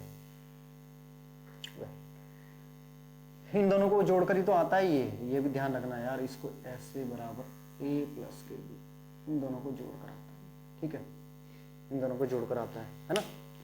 अब बात क्या है? अब हमारे पास है बात डायरेक्शन की बात। अब हमारे पास बात क्या है? डायरेक्शन की बात। तो डायरेक्शन में आपको पता है कि a के साथ बनने वाला एंगल कौन सा है भाई?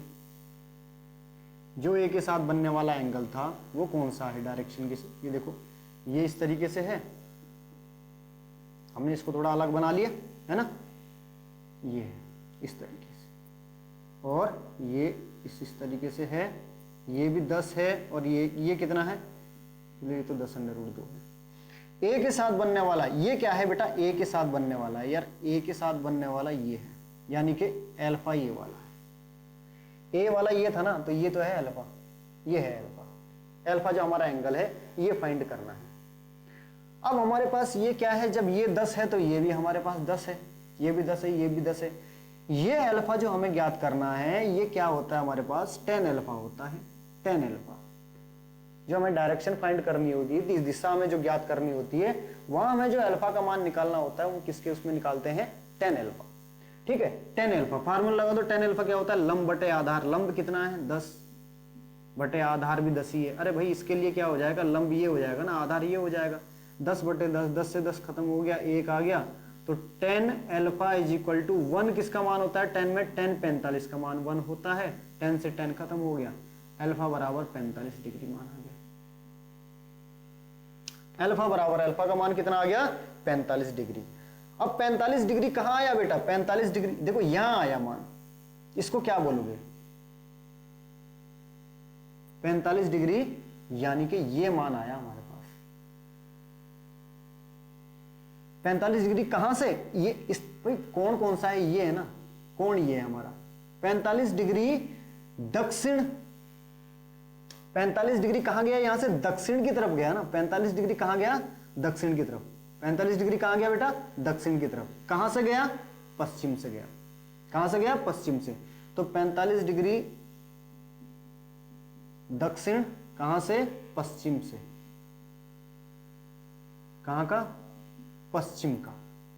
ठीक है, यानी कि अरे डायरेक्शन यार एक बात तो बताओ, कहां से बनाइए? यहां से बनाना, यहां से ऊपर उठा, यहां से कहां से उठा? ऊपर, यहां से ऊपर की तरफ गया। ठीक है, यहां से ऊपर की तरफ गया इस तरीके से। तो 45 डिग्री किधर की तरफ गया? साउथ की तरफ, है ना। यहां से इस तरह गया ना, साउथ की तरफ गया। ठीक है, तो 45 डिग्री दक्षिण किसका? पश्चिम का। पश्चिम से गया ये। ठीक है, तो ये क्वेश्चन है बेटा, इस तरीके से हमें ये क्वेश्चन करने हैं। ठीक, समझ में आ गया? चलो अब आगे देखते हैं। पैरेललोग्राम समझ में आ गया बच्चों? पैरेललोग्राम समझ में आ गया? क्या फर्क था दोनों में? ट्रायंगल लॉ में क्या होता था? त्रिभुज वाले नियम में हम किससे किसको जोड़ते थे? उसका एक सदिश का हम शीर्ष लेते थे, यानी कि हेड लेते थे, दूसरे की टेल लेते थे, तब जोड़ते थे, तब हम उसका रिजल्टेंट खींचते थे, परिणामी खींचते थे। ठीक है, पैरेललोग्राम लॉ में हम क्या करते थे? टेल टू टेल मिलाते थे। दोनों में ये डिफरेंस है, क्या है? टेल टू टेल मिलाएंगे, टेल टू टेल मिलाएंगे। और जो हम डायगोनल खींचेंगे तो जहां पे दोनों टेल का जो प्रतिच्छेदन बिंदु है, जहां पे काटते हैं दोनों, वहां से डायगोनल आगे की दिशा में जाएगा। ठीक है, इतनी बात समझ में आ गई बच्चों? चलो वेरी गुड, बहुत सुंदर। अब बात थी ए, अरे यार a माइनस बी तो रहेगी भाई, a प्लस के माइनस के b ये था। ठीक है, ये था हमारा सेकंड पार्ट। चलो कोई बात नहीं, करते हैं इसे। a ये था हमारा पश्चिम में ही था, a बराबर कितना था? पश्चिम में। अब थोड़ा चेंज हो जाएगा, ये चेंज क्या हो जाएगा? 10 ये था। अब यहां पे क्या था? डायरेक्शन क्या दी हुई थी इसकी? दक्षिण दी हुई थी, ऐसी थी ना डायरेक्शन दी हुई, east west north south. B की डायरेक्शन क्या दी हुई थी? दक्षिण की दी हुई थी। लेकिन जब बी माइनस में रहेगा तो इसकी डायरेक्शन अपोजिट हो जाएगी। यहां पे क्या है? बी माइनस में है तो इसकी डायरेक्शन क्या हो जाएगी? साउथ की, अपोजिट हो जाएगी, अपोजिट हो जाएगी। बी बराबर, ठीक है, ये क्या हो जाएगा? 10। बी बराबर क्या हो जाएगा? यानी कि ये क्या है? माइनस बी है, एक तरीके से क्या है? माइनस बी है। बात समझ में आ गई भाई? ठीक है, अब क्या करो? अब मिला दो इसका। इस तरीके से तुमने मिलाया, इसे इस तरीके से मिलाया, यहां से इस तरीके से मिलाया। ठीक है, और वेक्टर कहाँ, वो सॉरी परिणामी कहाँ खींचा जाएगा? ये इधर की तरफ इसकी डायरेक्शन रहेगी, परिणामी की इधर की तरफ डायरेक्शन रहेगी। या ये कितना आया था? 10√2 आ गया था। ये कितना आ गया था हमारा? 10√2। अब डायरेक्शन, अब देखो ये डायरेक्शन किधर रही? इधर से। एंगल जो बनेगा, दिशा जो बनेगी ए से बनती है हमेशा। अल्फा जो एंगल होगा कहां से मापेंगे हम इसे? ए से। अरे यार ये क्या, ठीक है, कहां से नापेंगे? ए से। तो यानी कि ये कहां से गया बेटा? देखो पश्चिम से कहां की तरफ गया? ये उत्तर की तरफ गया। पश्चिम से कहां की तरफ गया? उत्तर। तो हम क्या लिखेंगे? उत्तर। और कहां, किसका उत्तर? पश्चिम का उत्तर। ठीक है, तो और ये गया कितना? ये गया कितना? ये अरे यार उत्तर मान निकाला तो था अभी हमने, क्या मान निकाला था? 45 डिग्री हमने मान निकाला तो था हमने, जब 10 कितना आया था हमारा? 10 हाँ 10 अल्फा बराबर 10 45 बराबर कितना आया था हमारा? 10 अल्फा बराबर 10 45 आया था, तो हमारे 10 से 10 खत्म हुआ था तो अल्फा बराबर 45 आया था। ठीक है, तो अल्फा बराबर कितना आ गया था हमारे पास? 45। ये तो हमें पहले से ही ज्ञात है। लेकिन अब हमारे पास जो डायरेक्शन रहेगी वो डायरेक्शन कहाँ की है? ये हमारे पास डायरेक्शन। तो ये कहां से बना? ये इस तरीके से बना। ए हमारा यहां था ना, ए तो ए से ये इस तरीके से गया, ए से। तो किधर की तरफ गया? ये उत्तर की तरफ। उत्तर किसका? पश्चिम का। तो दिशा कितनी हो जाएगी? दिशा 45 डिग्री उत्तर और किसका? पश्चिम का। ये थोड़ा सा ध्यान रखा करो, यहाँ पे इसमें गलती हो सकती है, ठीक है। और परिणामी तो वही रहेगा बेटा, परिणामी कितना रहेगा आपका 10√2, यही तो था परिणामी, 10√2 ही था। हाँ, परिणामी कितना था 10√2 उत्तर पश्चिम का। अब एक बात का और ध्यान रखना, यहां पे जो हमारे पास a प्लस वेक्टर b था, इनका जो मैग्नीट्यूड है, मैग्नीट्यूड दोनों का एक बराबर है, vector a minus vector b, magnitude तो दोनों का एक बराबर। लेकिन यदि हमसे ये कहा जाए क्या इन दोनों का योग आपस में क्या है, बराबर है या नहीं है, क्या ये दोनों आपस में बराबर है या नहीं है, तो अगर बेटा यहाँ पे पूछा जाए कि परिणामी तो आपस में बराबर हो, परिमाण तो दोनों का, सॉरी मैग्नीट्यूड दोनों का सेम रहेगा, मैग्नीट्यूड दोनों का सेम रहेगा, ठीक है। लेकिन यदि ये पूछा जाए कि vector a plus vector b is equal to vector a minus vector b है या नहीं है, तो क्या आएगा answer, is not equal to a minus b, क्योंकि ये क्या है, यहाँ पे डायरेक्शन चेंज हो चुकी है इसकी, क्या हो चुकी है, इसकी डायरेक्शन चेंज हो चुकी है इसके कारण, ठीक है। तो ये इक्वल नहीं होगा, इनका मैग्नीट्यूड जरूर इक्वल होगा, क्या होगा, मैग्नीट्यूड जरूर इक्वल होगा, ये इक्वल हो सकता है लेकिन ये इक्वल नहीं है, ये बराबर नहीं। अब आता है पॉलीगन लॉ, सदिशों का बहुभुज नियम, ठीक है, इसे मिटा दे, चलो। अब आता है सदिशों का बहुभुज नियम, ये सदिश योग का बहुभुज नियम, जो हमारा तीसरा नियम है, ये वाला सदिश योग का बहुभुज नियम है, ठीक है। चलो इसमें हम खाली टिक कर देते हैं, ज्यादा टाइम वेस्ट नहीं करते यार अब लिखने में, ठीक है। सदिश योग का बहुभुज नियम आ जाता है, चलो वही कर दो। यदि इसमें क्या होता है, हमारे पास कई सारे वेक्टर होते हैं, यानी कि 2 से ज्यादा वेक्टर होंगे, हमारे पास कितने वेक्टर होंगे, 2 से ज्यादा वेक्टर होंगे। माना एक वेक्टर क्या है, एक वेक्टर a है, दूसरा वेक्टर ये कितना है b है, तीसरा वेक्टर c है, चौथा वेक्टर क्या है d है, ये हो गया, टेढ़ा मेढ़ा सा बन गया, फिर भी टेढ़ा ही हो गया, चलो अब ठीक है, ये हो गया, ये हमारे पास वेक्टर है, b हो गया, c हो गया और ये हो गया d हो गया, ठीक है। ये हमारे पास 4 वेक्टर हो गए। अब इनको क्या करना है, पॉलीगन लॉ के थ्रू हमें इसे क्या करना है, ऐड करना है। अब यहां पे क्या है, ये वापिस वैसे ही आ जाएंगे, हेड टेल मेथड, इसे क्या बोलते हैं, हेड टेल मेथड, जैसे ट्रायंगल लॉ में था, इसे हेड टेल मेथड भी बोलते हैं, हेड टेल मेथड भी बोलते हैं, ठीक है। जैसे ट्रायंगल लॉ में क्या होता था, ट्रायंगल लॉ में हेड टू टेल, ठीक है, और पैरेललोग्राम में head to head, sorry tail to tail, head to head नहीं, टेल टू टेल, ठीक है। और इसमें क्या करेंगे, हेड टेल। अब हेड टेल कैसे करेंगे भाई, देखो जरा, हेड टेल कैसे करेंगे, ठीक। यहां पे हम देखो, वैसे मैंने अगर ऐसे बनाया तो नहीं, गड़बड़ बन जाएगा भाई, ऐसे नहीं बनेगा ये, देखो बनने में दिक्कत आ जाएगी, बनने में क्या दिक्कत आ जाएगी, सी और ये क्या बन गया D, A B C D. अभी बताता हूं कैसे गड़बड़ होने वाली थी। चलो अब हम इसको पॉलीगन लॉ के थ्रू बनाते हैं, ठीक है। ए वेक्टर ए, ये हो गया हमारा, ये वेक्टर ए हो गया। हमने क्या बोला है यहां पे, हेड टू टेल। अब इसको पैरेलल शिफ्ट करो, बी को पैरेलल शिफ्ट किया, ये यहां बन जाएगा, बी को पैरेलल शिफ्ट किया, इस तरीके से बी बन गया, ठीक है।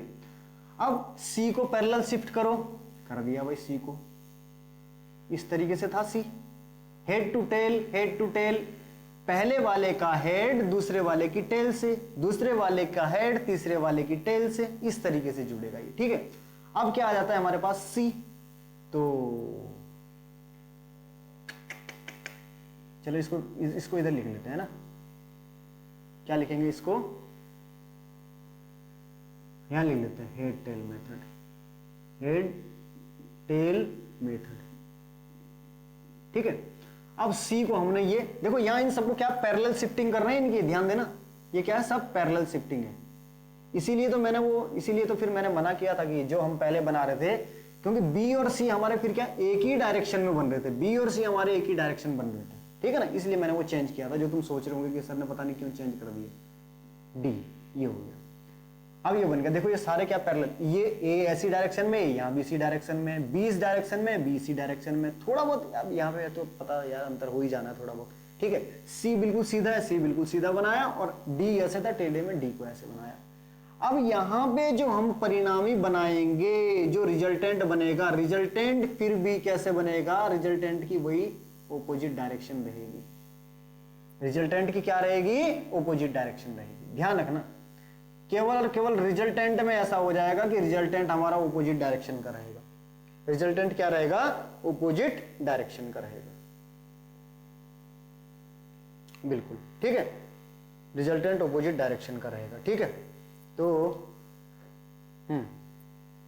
परिणामी की दिशा बदल, अंत में परिणामी की दिशा,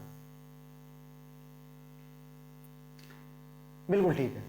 तो ये इस तरीके से बेटा पॉलीगन लॉ को हमने बना के दिखाया, इसका ज्यामिति का ये आरेख बना के दिखाया। ठीक है, ज्योमेट्रिकल स्ट्रक्चर हमने इसका बना के दिखा दिया।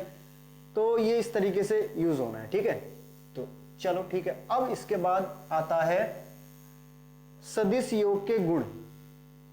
क्या लिखना है, सदिश योग के गुण। टॉपिक नहीं, पॉइंट है इसका, सदिश योग के गुण।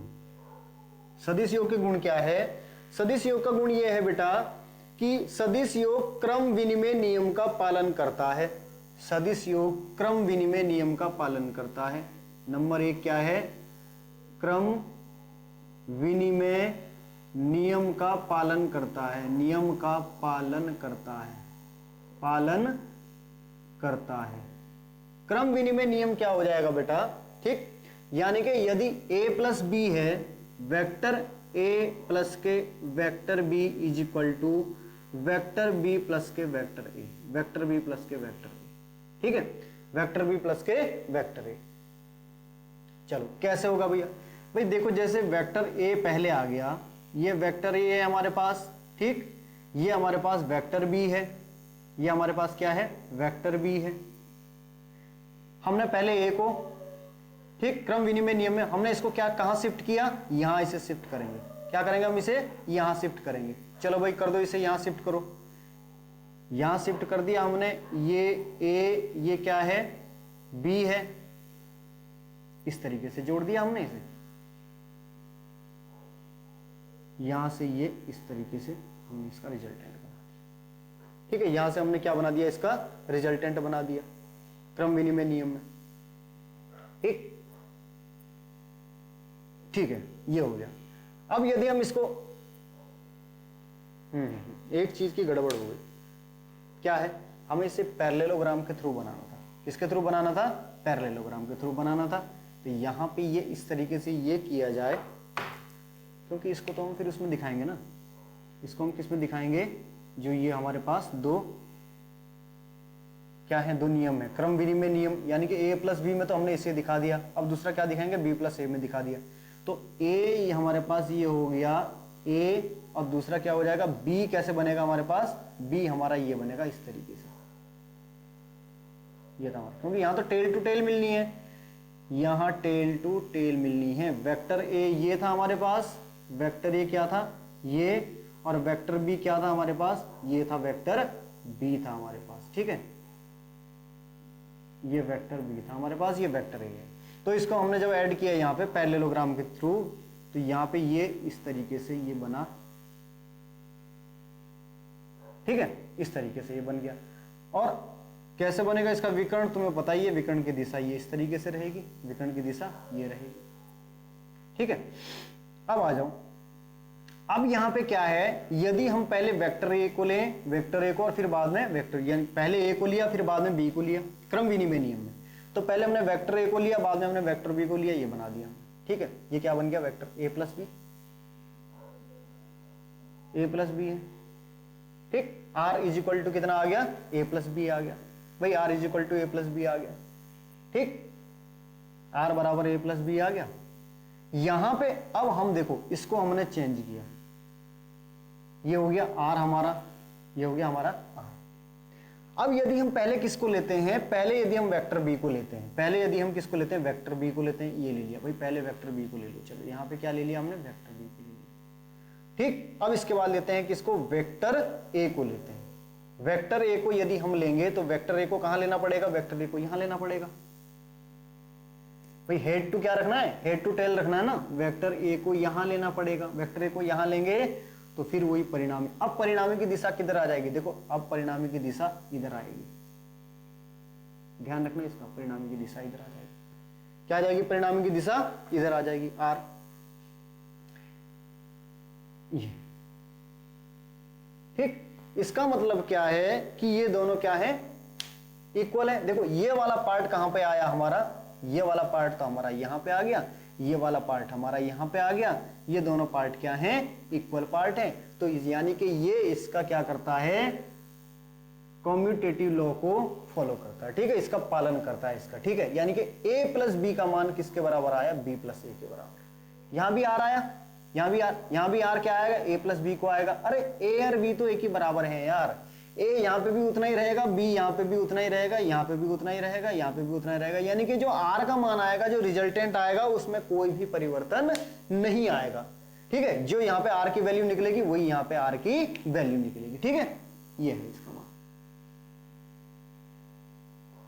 चलो अब ये तो आ गया, ठीक। अब बात करते हैं हम सदिश योग का सहचर्य नियम। सदिश योग का सहचर्य नियम क्या है भाई, सदिश योग का सहचर्य नियम, ठीक है। ये पहला तो हो गया, क्रम विनिमय नियम का पालन करता है। इसे उतार लो जल्दी से, इसे उतार लो बेटा जल्दी से, जल्दी जल्दी उतारो। ओह माय गॉड, टाइम हो चुका है। अरे अरे टाइम तो हो गया, लेकिन थोड़ा सा गड़बड़ भी हो गया साथ साथ, है ना। गड़बड़ क्या हो गया, थोड़ा डाउन हो गया।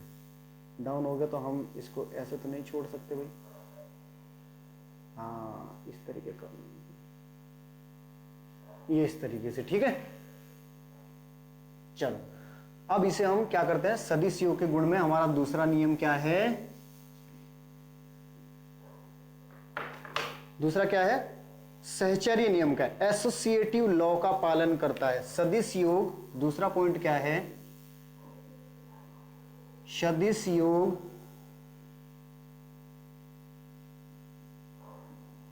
सहचर्य नियम, साहचर्य नियम का एसोसिएटिव का पालन करता है, का पालन करता है, ठीक है। एसोसिएटिव लॉ का पालन करता है। अब ये एसोसिएटिव लॉ क्या बोला है भाई, इसे भी देख लेते हैं, एसोसिएटिव लॉ, ठीक। यानी कि ए वेक्टर ए प्लस के वेक्टर बी प्लस के vector C is equal to क्या हो जाएगा, vector B plus C plus, हाँ यही होगा ना, A plus B plus vector C, A plus B plus vector C, ठीक है। इसका मतलब क्या है कि यदि हमारे पास वेक्टर ए ये है, देखो यहां दिखाई दे रहा है, नहीं दिखाई दे रहा, वरना फिर इसे अलग बनाते हैं, नहीं दिखाई दे रहा, बिल्कुल ठीक। वेक्टर ए बनाते हैं, ठीक है। वेक्टर ए ये हो गया, ये वेक्टर बी हो गया हमारे पास, वेक्टर बी ये हो गया हमारे पास वेक्टर बी, चलो इसको छोटा बना लेते हैं, ये हो गया हमारे पास वेक्टर बी हो गया,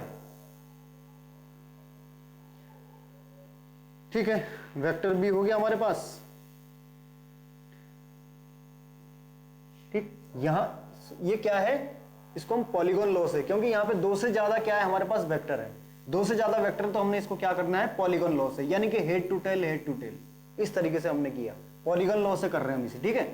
अब यहां पे सी वाला ध्यान दो, ये सी वाला इस तरीके से कर दिया हमने, सी को हमने वेक्टर सी को इस तरीके से कर दिया। अब ये देखो बी प्लस सी को एक साथ करना है, बी प्लस सी को, बी प्लस सी को चलो हमने ये कर दिया, ए इस तरीके से कर दिया भाई, ठीक है, ये इस तरीके से कर दिया हमने, बी प्लस सी को एक साथ जोड़ दिया, यानी कि आर बराबर, तो ये कितना आ गया हमारे पास, बी प्लस सी आ गया,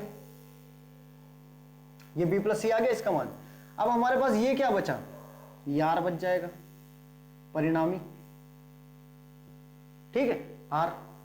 तो आर का मान क्या आया हमारे पास, यहां पे आर का मान vector A plus vector B plus vector C, यानी कि आर बराबर कितना रहा, R is equal to vector A plus के B plus C, vector A plus के बी प्लस सी, अरे इनका रिजल्टेंट यही तो होगा भाई, वेक्टर बी प्लस के वेक्टर सी, इनका रिजल्टेंट बेटा, इनका जो परिणामी होगा, आर का मान कैसे निकालते थे हम, इस वेक्टर को जोड़ते थे और इस वेक्टर को जोड़ते थे ट्रायंगल लॉ में, है ना, ऐसे तो जोड़ते थे। चलो अब बात करते हैं, जब आर का मान तो ये आ गया, अब हम दूसरी बात कर क्या करते हैं, देखो अब हमें क्या निकालना है, पहले a प्लस बी, इसको ऐसे, ये चित्र बिल्कुल ऐसे बनाओ, a हो गया, ठीक, उसके बाद b हो गया, b हो गया, फिर क्या हो जाएगा c, c कैसे बनेगा, ये ऐसे बनेगा c, हेड टू टेल, ऐसे ये वाला लो, पॉलीगन लो, ठीक है ना, ध्यान रखना इसका, दो से ज्यादा वेक्टर के लिए पॉलीगन लॉ यूज होगा, ठीक है। अब यहां पे क्या करना है, पहले क्या, b प्लस सी, ब्रैकेट एक साथ, जो b प्लस, जो ये दोनों एक साथ जुड़ रहे हैं, पहले उनको देखो, b और c, सॉरी यार ये गड़बड़ कैसे हो गया, अच्छा b प्लस सी को तो यहां जोड़ दिया, b प्लस सी को, अब क्या जोड़ना है, अरे ये था ना हमारा ये तो हम कर चुके हैं, ये था हमारे पास, a प्लस बी को जोड़ना है, तो a और b ये है, a और b ये है, तो a और b को जोड़ दो भाई, ऐसे हमने a और b को जोड़ दिया, यानी कि ये क्या आ गया अब हमारे पास, वेक्टर a प्लस के vector b, vector a plus के वेक्टर b आ गया हमारे पास, ये वाला इसका रिजल्टेंट आ गया, vector a plus vector b आ गया, ऐसे तो आता था, ठीक।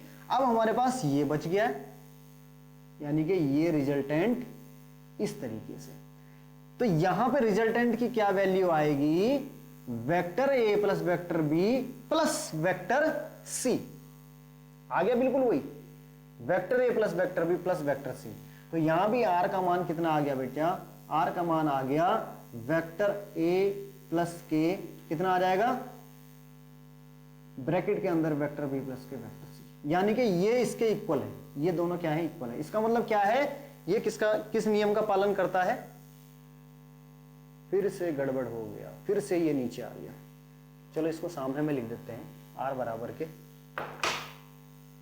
यानी कि ये वैल्यू कितनी आ जाएगी, r बराबर के a प्लस वेक्टर a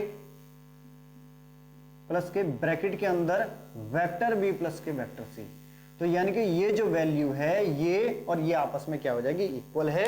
इसका मतलब ये सदिश योग के सहचर्य नियम का भी पालन करता है, सदिश योग के सहचर्य नियम का भी पालन करता है। तो आज के लेक्चर में बेटा इतना ही काफी, एक नए लेक्चर में अब हम जब मिलेंगे तो इसके बाद हम फॉर्मूलों से ये सवाल सॉल्व करेंगे, ठीक है। अब इसके बाद क्या आएंगे, फार्मूले आएंगे, फार्मूले बनाएंगे और उससे सवाल को निकालेंगे, धाए धाए धाए धाए धाए, ठीक है। तो पढ़ते रहिए, मेहनत करते रहिए, bye bye, take care, good night. अब इस समय गुड मॉर्निंग हो चुकी है, टाइम कितना हो गया है, हाँ टाइम हो चुका है पूरा, ठीक है, ओके चलते हैं।